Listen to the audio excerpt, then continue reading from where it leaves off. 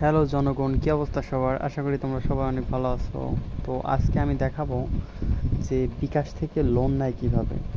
আসলে অনেকেই জানো যে বিকাশে লোন অপশনটা শো করে, কিন্তু অনেকেই ক্লিক করলে লোন পাও না। ঠিক আছে, তোমাদের লোনটা দেয় না।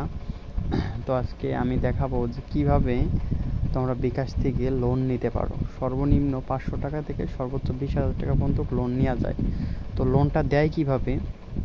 লোনটা দেয় হলো, আপনার যে এইটা আছে, লেনদেন আছে, তো লেনদেনের উপর ডিপেন্ড করে লোনগুলো দেয়। সর্বনিম্ন 500 থেকে 20,000 টাকা পর্যন্ত দেয়।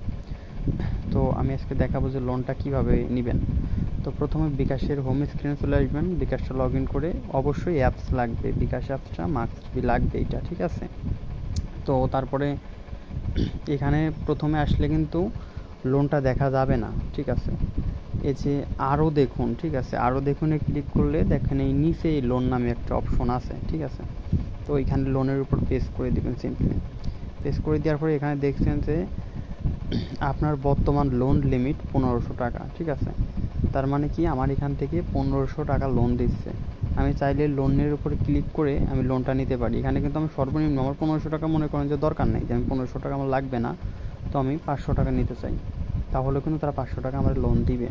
তো আমি ধরলাম যে আমার 1000 টাকা লোন লাগবে, 1000 টাকা দিবে, ঠিক আছে?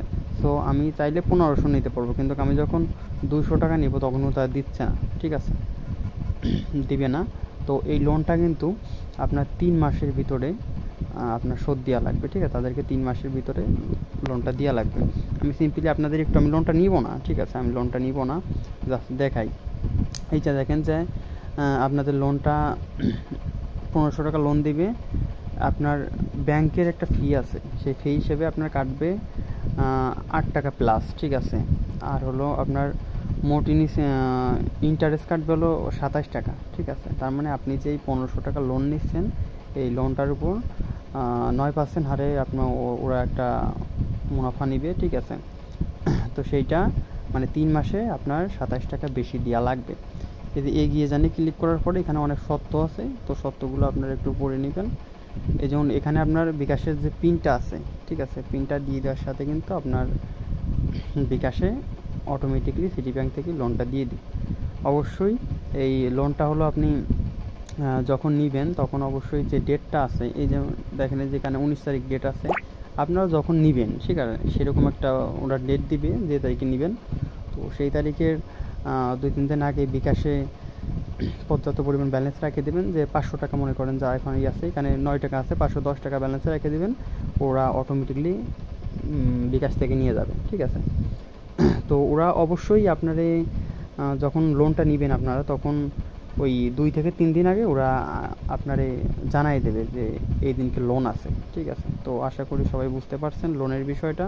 তো এটা সবারই দেয় না, ঠিক আছে? যারা মোটামুটি বিকাশের মাধ্যমে মোবাইল রিচার্জ বা ক্যাশ আউট, ক্যাশ ইন, তারপরে আপনার সেন্ড মানি, তারপরে সেভিংস মাস্ট, এটা আপনাদের কাছে একটা কথা বলতে ভুলে গেছি। এই যে যদি সেভিংস, ঠিক আছে, এই সেভিংস অ্যাকাউন্ট যদি থাকে তাহলে কিন্তু আপনার বিকাশের লোন পাওয়ার সম্ভাবনা অনেকটা বাইরে যায়, ঠিক আছে? আমার কিন্তু লোন সেভিংস ছিল, দেখেন এই যে বাতিল বাতিল নামে একটা অপশন আছে, ওখানে 3টা সেভিংস, ঠিক আছে? ওখানে কিন্তু আমার সেভিংস ছিল, ঠিক আছে?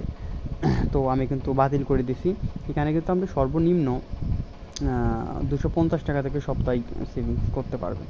তো সেভিংস করলে একটু পাওয়ার মানে লোন পাওয়ার সম্ভাবনা অনেকটা বাইরে যায়, ঠিক আছে? তো আপনারা ট্রাই করে দেখতে পারেন যে আপনাদের কত লোন দেয়, ঠিক আছে? আপনারা সবাই ট্রাই করে দেখতে পারেন। ওকে, ধন্যবাদ। ভিডিওটা যদি ভালো লাগে তাহলে একটা সাবস্ক্রাইব চাই, ঠিক আছে? শুধু একটা সাবস্ক্রাইব আর একটা লাইক, ঠিক আছে?